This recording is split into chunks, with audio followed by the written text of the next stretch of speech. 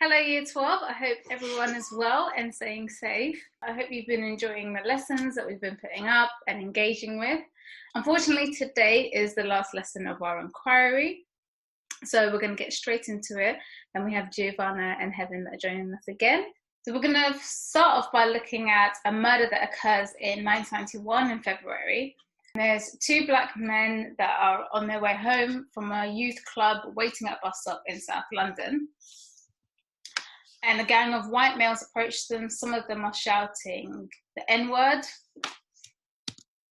One of the white males, stabs one of the black males in the neck with a knife, who then runs a short distance, collapses, and dies.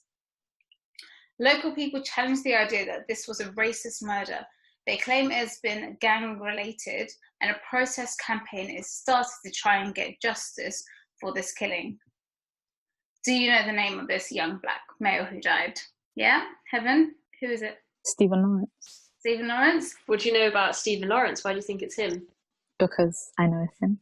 So, I am familiar with the case. I remember learning about it a while ago, a couple years ago. I know that when he was stabbed, his friend tried to call the police, and upon arrival, the police immediately began to interrogate his friend instead of attending to Lawrence's injuries or even trying to figure out what actually happened. And if they had attended to his injuries sooner and tried to get an ambulance to come or something, he could have survived, or something more could have been done, basically. Well, all of that is right, but that wasn't Stephen Lawrence. So in 1991, this wasn't the Stephen Lawrence murder. This was somebody else. But Stephen was actually one of the people who went to a protest march about this young man's murder at the hands of a white racist organization. So this man was actually called Roland Adams. And so he was murdered by a group of young white males at a bus stop, and his younger brother who was with him managed to escape. He's only 15 as well. 15 years old. But Stephen, who had been at a protest for Roland's murder, the same thing happens to Stephen 2 years later.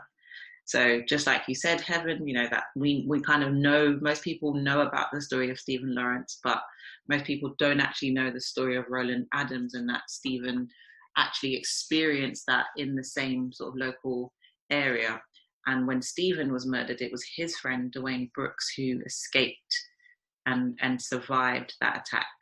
I think it just shows how common these murders are and how often that they happen. But I think it's interesting that we do know the name Stephen Lawrence, and why don't we know Roland's name? Why don't we know the list of names of other black males who've been killed like this? So we know that Stephen's murder effectively becomes almost like a nationally known name, because his case in particular, became kind of like a test case for institutional racism in the Metropolitan Police and in racism in Britain overall in Britain. So our key question for today is, why did one black life come to matter in Britain in the 1990s? So just as Miss McComb just said, why do we know Stephen's name? Why has his name come to matter? Why do we say his name? Why do we know his name and not know others? And so the story of Stephen Lawrence and the legacy of his murder is really important for British history going forward. Okay, so just having a look now, there's a newspaper in front of you, Daily Mail, and you can see there it says, "Murderers, the Mail accuses these men of killing. If we get it wrong, let them sue us." Well, what is it that the Daily Mail is trying to achieve? I think it's just this front cover is so interesting, and I think you guys look a bit confused by it, actually. Why? What's confusing about it? How does this interrupt what you think about the Daily Mail? I mean, typically, when we look at the Daily Mail now, they're often covering a lot of trivial stuff, and then if they're covering stuff of any relative importance, they're usually taking the side of the right. Yeah. So So it's not that their stance is unusual, but what is also unusual about this as a headline of a front page of a national newspaper? What's unusual about the headline? I mean, I don't think it doesn't try to cover anything up. I mean, just the word alone, murderers, that's very bold and it's very big. And so, yeah. What about it's accusing them of murder, you know, isn't trying to say it was something else. Yeah. It says the Daily Mail today takes an unprecedented step of naming 5 young men as murderers. So even they are recognising what they're doing is unheard of, not just for their newspaper, but generally for newspapers. Yeah. Because by them accusing them of murderers, what is that opening them up to? Investigation. Yeah, you could be sued for libel, for defamation of character. And how often do we see a newspaper outlet accusing people of crimes? Normally they report crimes that have happened or the subsequent cases, but the newspaper itself is bringing the case against these men. And that's unprecedented in most news outlets, not even just that the exceptionality of the Daily Mail as a newspaper. So what does this maybe tell us about the unusual process of law and order in the Lawrence case from 1993 to 1997? Because this headline is 4 years after the Lawrence murder. So what can we begin to piece together about this case and the criminal justice system? I mean, straight away it shows that there wasn't an adequate case for Stephen's murder. The fact that the Daily Mail have had to, 4 years after, still talking about the topic, still talking about the case. I mean, there wasn't closure and there wasn't anything decided in the case. Yeah, excellent. And who normally prosecutes or accuses people of crimes? The courts, yeah. And before a case gets to the courts, who normally? The police, right? So it's interesting that the Mail is making this accusation. So we've got to think about what role do the police have in this as well. I think as well it's important to consider, like, why is it that the Daily Mail has taken up this case? And it's like now the Daily Mail has been condemned by the United Nations for its hate speech and its blatant racism. Wow, I didn't know that. The United Nations. The United Nations have come for the British press. Wow. Yeah. So why is it then that this newspaper, which was actually quite racist in these times as well, why is it that they've decided that they want to champion justice for a young black man who was killed? So we're going to watch this clip and I want us to think about that. So why is it that the Daily Mail has decided to champion justice? I mean, once again, the police had failed to do their job.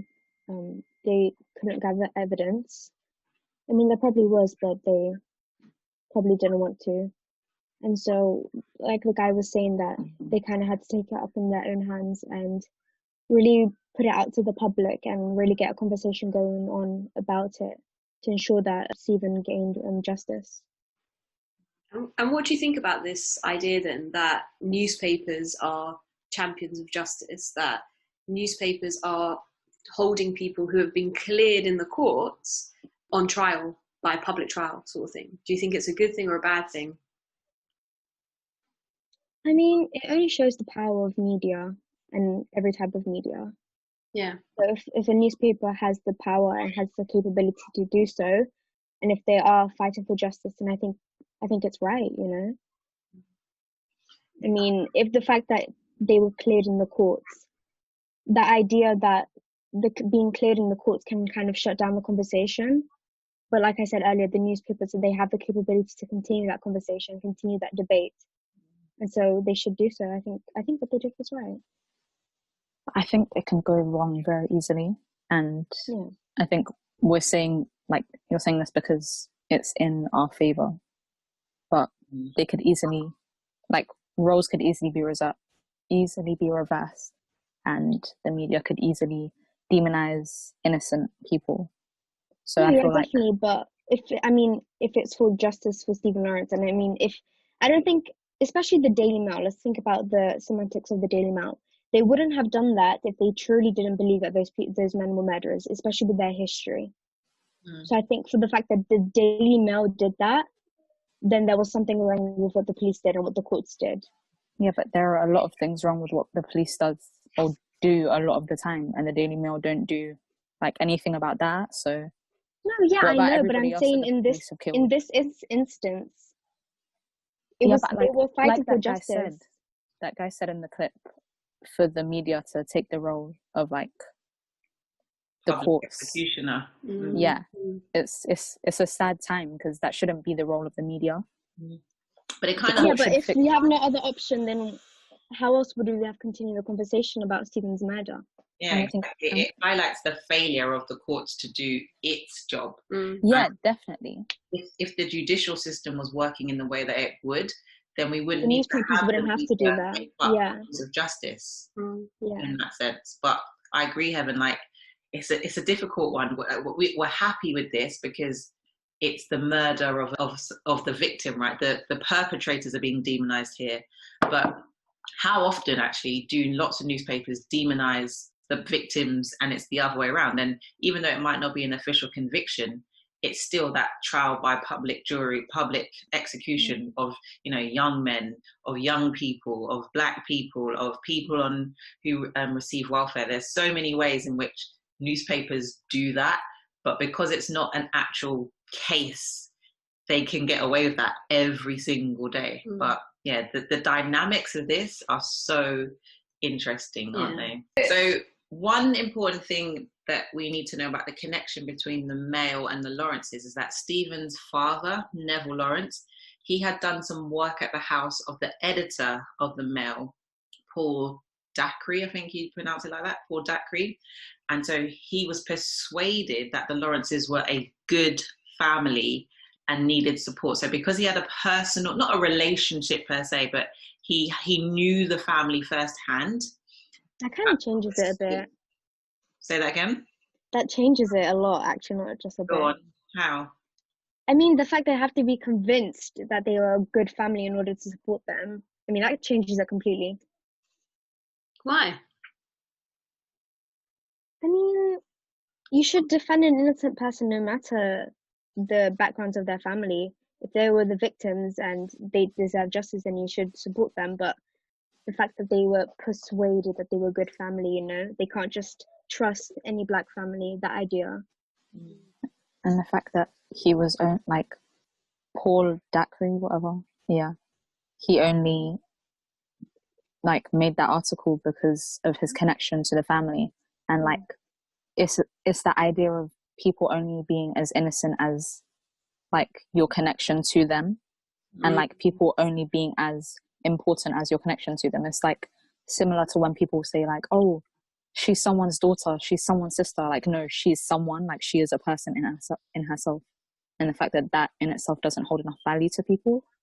Yeah. Totally. Okay, so what actually happened during the day that Stephen, or the night that Stephen was murdered in April 1993?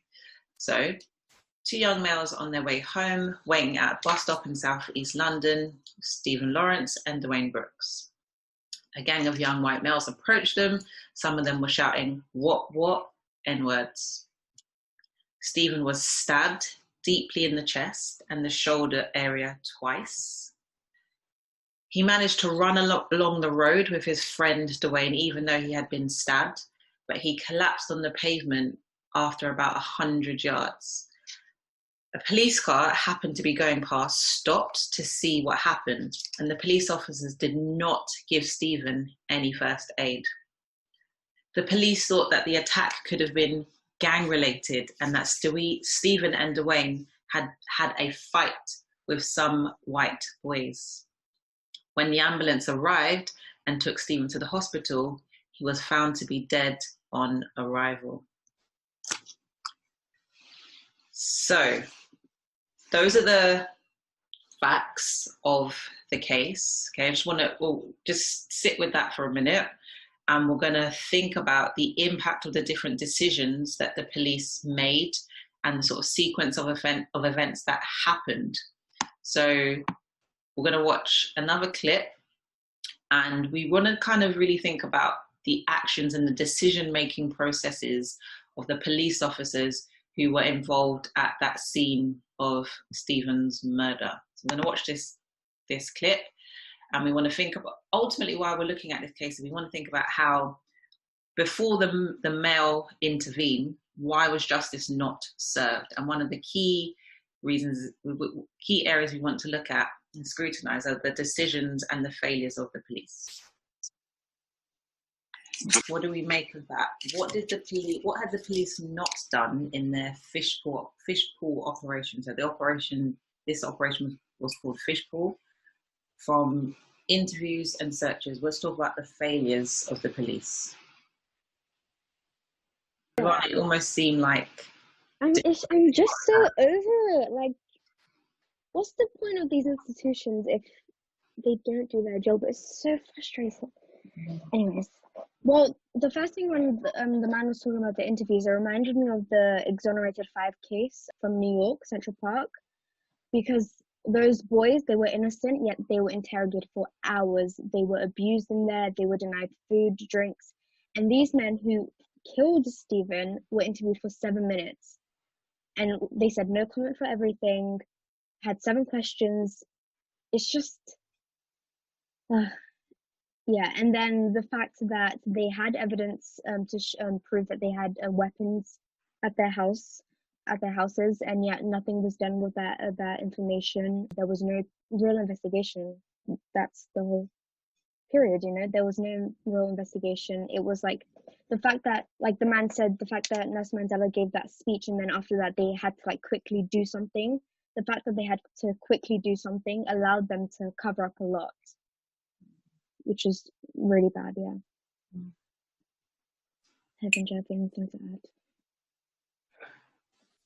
Yeah, I feel like it's just another example of the UK just desperately trying to prove that they're not racist. Like you said, as soon as Nelson Mandela said something trying to condemn the UK, they immediately scrambled and like tried as fast as possible to do something and to make arrests and to make it look as though they actually do care, when like it's blatantly clear that they don't. And yeah, like you said, it's just tiring. Like, why can't they actually just do something? But yeah, I think that thing that he said is just like a punch in the face, isn't it? Like, Black lives are cheap in Britain as they are in South Africa. It's just like thinking about everything that happened in South Africa and putting it into that context. It's heartbreaking to pay a man that spent 27 years in prison against the apartheid regime, for him to be compared to apartheid period, that's just disgraceful. Yeah. So the other key person who ultimately, Dwayne Brooks is the only witness to this murder, and witnesses provide key evidence in a prosecution. So let's hear about how the police dealt with Dwayne and how they tried to investigate what happened with Stephen from the perspective of his friends and his family.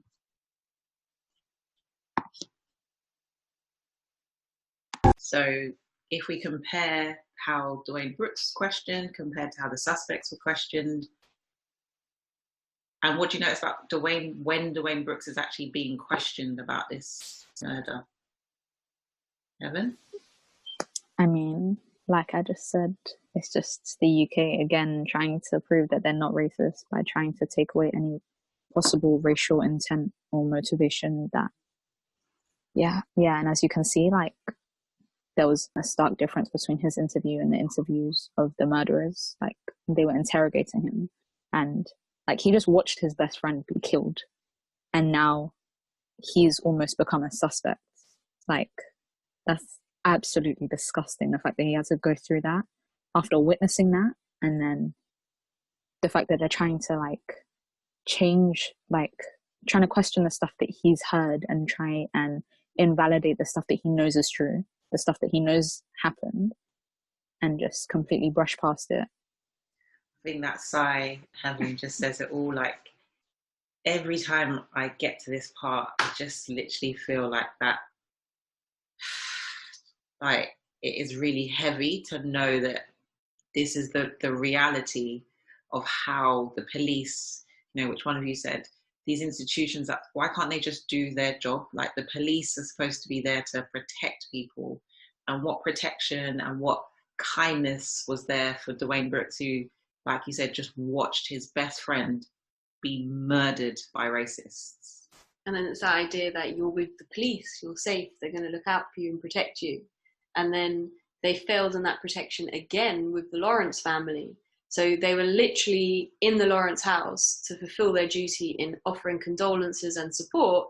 And yet, while they were doing that, they were performing background checks on the Lawrence family. Yeah, on the family. And it's this idea of this is their fault. It's not about race. It's because these people are bad people, and this is why this happens. I mean, like you said, Miss Anakwa, it's not even rocket science. It's just compassion and empathy that's needed at the foundation of being a police officer. I mean, just to have that compassion for the family and for the friend, that would have changed their entire experience with it. And that's probably, one of the key things about how whiteness operates, is that it has no compassion or no empathy and refuses to humanize Black people. And you see that so vividly in the way Dwayne Brooks is treated by the police. And I think, just in terms of, if we're thinking about the question for the lesson, is why did one Black life come to matter in the 90s? It's, when we're thinking about causation in history, it's about multiple factors coming together at once. And the Daily Mail was one factor that meant that people in the country suddenly cared about this Black life. And that sort of more positive reporting about him as a human being, not as a gang member, right? And also the fact that New Labour had just come into power. They had something to prove. They had to prove that they're this left-wing party, that they're going to create change in Britain.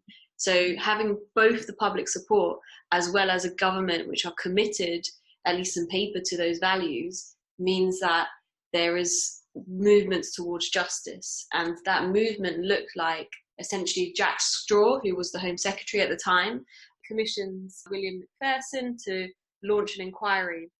And that inquiry ended in 1999 with the famous Macpherson report, which essentially said in this report that there is a problem with institutionalized racism. It looked at this case, it looked at all other cases, and said, we have a problem with racism in this country.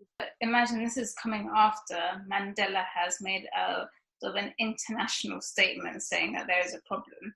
So there has to be something that is done that is seen like this country, they can't be compared to South Africa. So this report helps to sort of like say, yeah, we have a problem. What's the next steps? And it's really interesting, Giovanna, you seemed quite shocked that this is what Macpherson actually said. You were actually surprised by that. Why were you surprised? I mean, it took them all these years, all the way from when the Windrush happened and the Windrush ship came and arrived. It took them all of these years to realize there was an institutional racism in the UK. Yeah, and I mean, they still don't realize it now. I mean, that statement, nothing's been done with it. Right. If we see like the people in power now. Yeah, they're making public what most Black people and most critically conscious people already knew, but groundbreaking in sort of like the judicial system and the political culture of the day. But what is also really interesting is, even though Macpherson this is an independent inquiry carried out by a well-esteemed public figure, there are still people today that claim that Macpherson is a farce, it's not true, it's like a conspiracy of the left.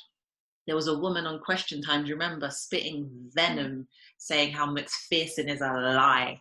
Even that gain, that tiny tenuous gain of it actually being made part of the political reality that institutional racism is real, there are still people that even today think that that's not true.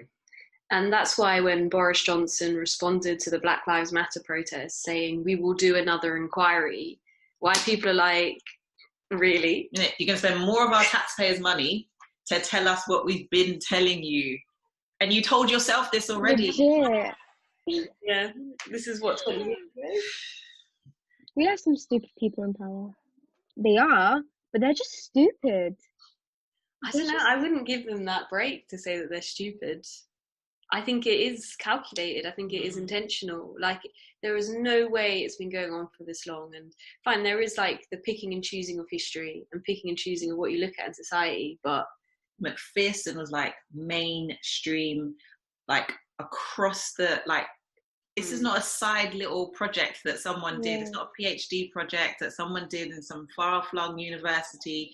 This is not, which was enough to go to bomb Iraq. But well, you exactly. know. This is, the government set up this inquiry. Yeah. The report is groundbreaking. We haven't forgotten that. But like we know, public memory is fickle, and it's very easy to manipulate people's ideas about the shape of history and what's happened in the past. But we'll move on. So let's think about all these factors. And Miss McComb was talking about causation, and we know, as sort of astute historians, we know about multiple causes and the relationship between causes and how causes are interlinked. And I think one of the key reasons why a Black life came to matter, why Stephen's life came to matter in the 1990s, is because of the persistence of his family. So Doreen and Neville Lawrence, they would not relent on this case. They would not let the police failings stop them. They kept this case in the forefront of the public's hearts and minds. They campaigned, they got international support, national support. They organized around seeking justice for their son. But what is also really interesting, I think one of you alluded to this earlier, that had it not been for their class, the fact that they were a middle class, respectable family, how many other Stephen Lawrences, maybe not so much that they may have been murdered, but how many other acts of injustice have been committed against other Stephens where the parents maybe didn't have that, that clout of their class or their connections, that didn't have the organizing tools and power or even public support to be able to get their cases to achieve justice. And so one thing that also, as much as, we definitely admire the tenacity of Stephen's parents, and can you imagine the strain and stress and heartache of your son's been murdered in this way, and you are the one who has to push for justice, and the mental toll that would take on parents, and unfortunately, as a result of all of this, Stephen's parents get divorced in the midst of this, and then they're no longer together. But we know that they both continue on to be activists in their own right. I'm just going to say as well the fact that what the Lawrences did not play was into the narrative anymore, because if they are middle class, Stephen Lawrence was going to school, was educated, then that narrative of saying that, Black people are just gang members, they're causing riots causing violence on the streets and all these kind of things, that's the narrative that the media wants to push.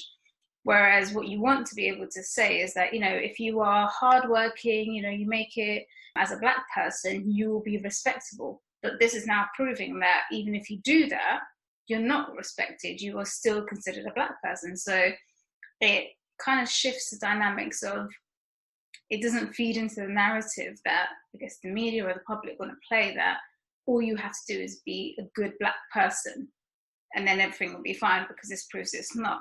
So why would Black people be trying to be that good Black person if it's not going to make a difference? Stuart Hall, who is like a sociologist and an academic who's done a lot of work around race and British culture, he wrote this from, I think it's a book called From Scarman to Stephen Lawrence.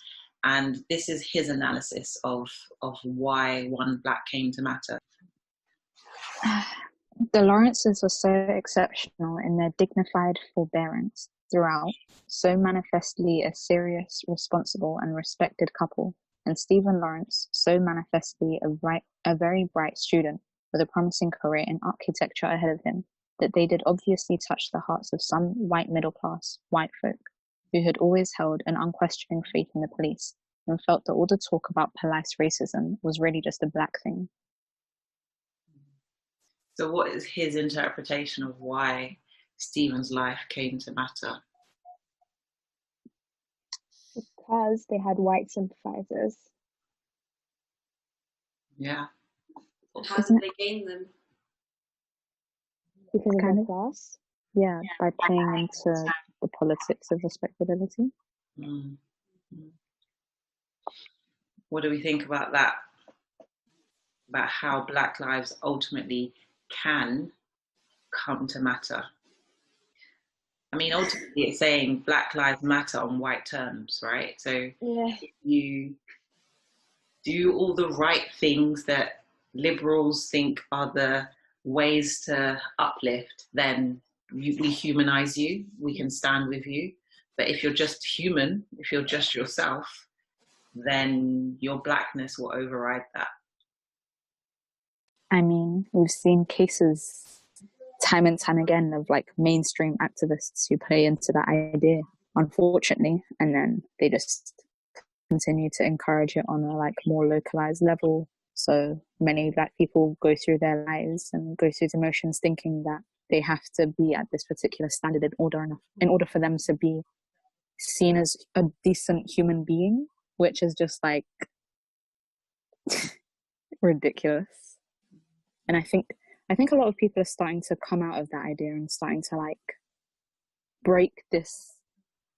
essentially break the inferiority complex that they've been taught, and like they're actually like a lot of people are realizing that they're more than what they are on their good day, on their best day even. Like, you are a human being.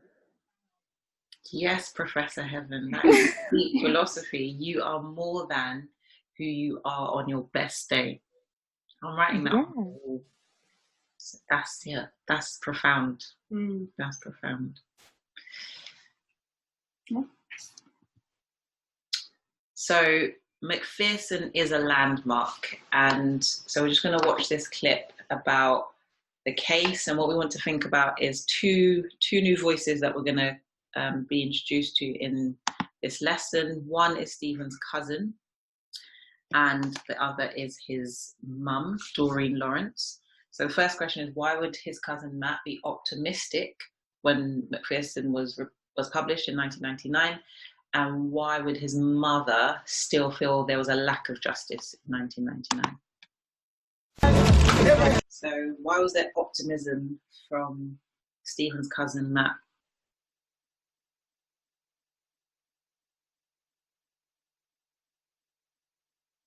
Erin?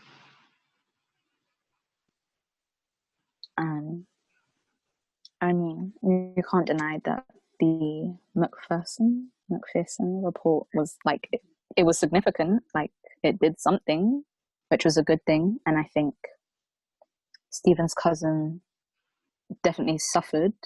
And so for something to come out of this, I think he was within his own rights to cling onto that hope and to cling onto that optimism. And like he said, it was a moment of idealism, I think he said, yeah. And I think, yeah.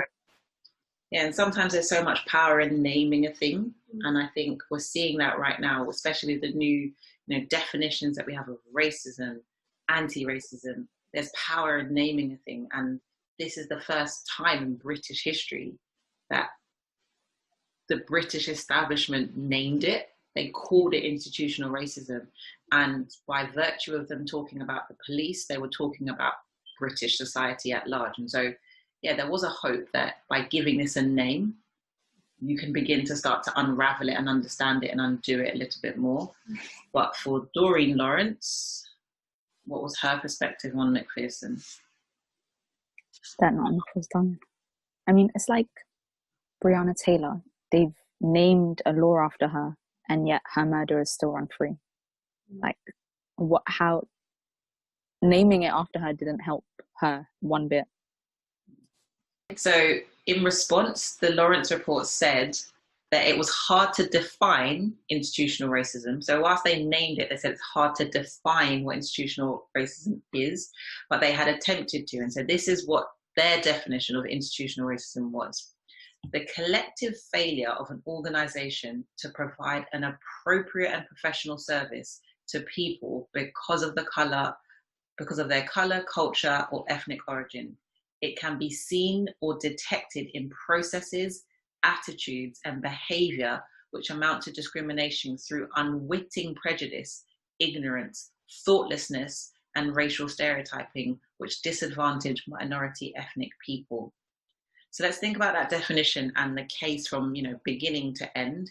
In what ways is this a fitting definition for the Stephen Lawrence case? Well, it starts by saying to provide an appropriate and professional service. I mean, the police from the beginning, they didn't complete all the steps that they should have in the investigation, like straight after they arrived at the scene. So that already isn't a professional service. And the fact that they couldn't even be bothered to give them a professional service. I think thoughtlessness, in the sense, like how tactless, I think the right word is, how tactless they were when they were interviewing Stephen's friend. The racist stereotyping as well, because they immediately labeled it as a gang-related crime rather than a racist attack. So the idea of that Black people are gangsters. Mm-hmm. Yeah. And I think what is also really powerful about this definition is that it talks about its attitudes and behaviors. So it's the ideas that shape people's behaviors. So when that police car was going past, his attitude, his thought process wasn't, let me save this dying man, this dying boy in the street. His thought was, this is a gang. This is someone who is almost doesn't even deserve to be recognized as human. Therefore, if he bleeds out in the street, it's not my duty to necessarily protect and serve him right now because he's a perpetrator. So I think, this is almost like, and this is the, as we were saying before, the travesty of why, Boris Johnson calling for another inquiry is utterly irresponsible. We've got a really solid foundation here with Macpherson, and we just need to organise on that foundation rather than creating another one. There's nothing more that Macpherson has said that actually fundamentally needs to be said. There's so much that we could work from if we actually just acknowledge the existence of Macpherson. It's almost like we're trying to erase this from the past. Like, this is 1999. We've done this. We've done the work. We've paid for this report. Taxpayers pay for inquiries. 12 years after Stephen's death, we want to look at how some justice was secured for the Lawrence family.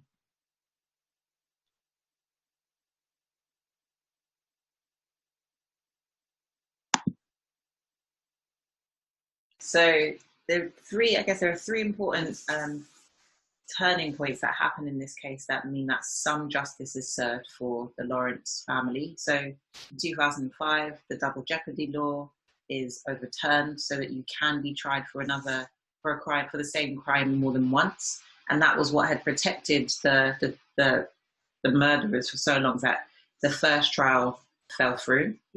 New scientific techniques meant that the forensic evidence that they could gather could now tie the perpetrators to the crime more explicitly. And in 2012, there was a new trial and a verdict. Stephen Lawrence has almost become, a name that is synonymous with racism in the UK. And so the legacy that Stephen's murder and his case has left on the UK has had, a palpable effect. So we're just going to look at this clip and think about, from the perspective of each of these key and people involved in the case. So you've got Stephen's lawyer, the Home Secretary at the time, and his brother. What do they think is the legacy of Stephen Lawrence? Last clip. His mum also became a life peer as well, so she sits in the House of Lords. So that's also the significance of her role as well in British society. I think something very powerful about his legacy and what came from his murder was that, the report, it was the first time that they had used the term institutionalized racism in the UK. And so that's very powerful because it began the research and the debate around institutionalized racism, even though the government still hasn't acknowledged that fully, but a lot of people have in the UK. And we know now that and we've known for a while that the UK is not innocent. And so that's something that's very powerful, that his legacy. I don't know. I kind of have mixed feelings about it. Like, of course, like what Giovanna said, a lot of good came from it, and like the charitable trust, like it's an amazing thing that's like working with people, with young people from like starts of their lives and making sure people stay out of trouble and like making sure people stay on the right tracks, and like it's an amazing thing instead of just like trying to deal with stuff like after it goes wrong. But then like at the same time, with the report that came out of it and like the defining of institutionalized racism, I feel like people almost think that because of that it's now over. And we know about Stephen Lawrence, we know what's happened, and I feel like because most people know about him, not because they know about him, but most people only know about him, and so it's kind of like he's become this rallying point. But I think people often forget that this happens a lot, like a lot. And yeah, I don't know. I don't know. Well, The Home Secretary, correct me if I'm wrong, but he said that it changed the way the police behaved, cultural values and cultural norms. I don't think it has. Yeah. I mean, it's labeled as institutionalized racism, which is important and significant, but there wasn't real, I don't want to say reform because I don't like the word reform, but there wasn't real change. Yeah, there wasn't real change in the institution of the police. I mean, yeah, like you said, Heaven, it still occurs to this day. And so the fact that it still occurs shows that whilst it's been labeled and acknowledged, like Mr. Naka said earlier, it hasn't stopped. Yeah. It hasn't ceased to exist through institutionalized racism. And in the beginning of the clip, I think it was Stephen Lawrence's lawyer, the first man that was talking, he said that because of the report, because of the defining of institutionalized racism, life became better. Like, we are now living in a more diverse society, and like life for Black people is now better. No. Yeah. No. Like, Mark Duggan was still shot and killed by police. He was still vilified in the media. Like stuff still happens. And yeah.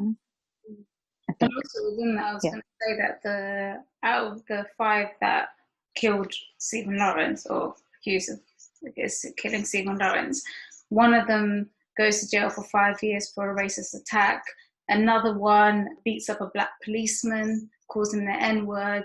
Another one is caught up in like drug trafficking of like millions of pounds, like, and still they're not arrested, still they're not in jail, still they are considered to be citizens that should be walking, among us, and nothing. I mean, yes, like you were saying, the idea of the report did bring about some changes, but it can't even pin down those that actually killed him. So, and it's not like they've stopped what they're doing. They're still continuing because they know they can get away with it.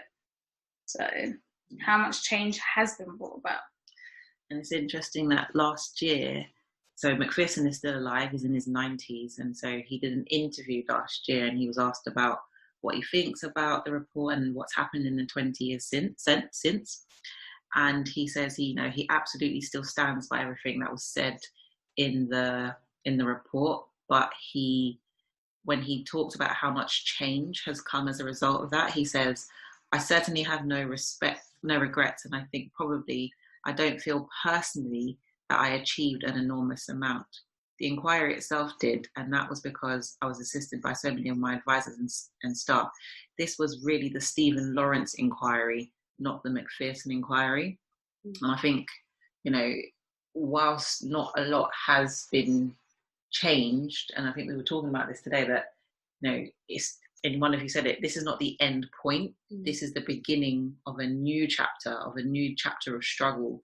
And it is quite disheartening that in 20 years since Macpherson, it almost seems like we've almost gone backwards rather than moving forward. And I think whenever we get these magnanimous gestures or these significant turning points, we need to use that as momentum rather than slowing down in terms of organizing and struggling. And that will be Stephen's legacy. And I think through the Stephen Lawrence Centre, I think it's attached to a university now, and there's a research centre that we keep organizing, we keep teaching about this, we keep learning about this, we keep thinking about how do we actually tackle racial injustice in Britain. So that's the end of the inquiry, guys. So year 12, what we would like you to do is to think about our inquiry question and also reflect on our key question for the Stephen Lawrence lesson, which is why did one Black life come to matter in the 1990s? And just write a reflection of the inquiry question in the context of the question about Stephen Lawrence, which is on the Google assignment. We hope you have enjoyed this inquiry. We hope that it's been a good foundation to start A-level history with. We're really excited that you guys have got the opportunity to learn this inquiry like our year 9s have this year. And we really look forward to seeing you all in September in the flesh. And over the summer, we're going to set you something to read, which we think will just engage you in the topics that you're studying next year.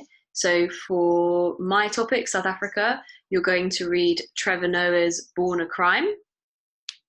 And for the America course, you're going to read an extract from a book about the writing and the framing of civil rights history called A More Beautiful and More Terrible History by Jean Theoharis. So all those instructions will be on Google Classroom next week.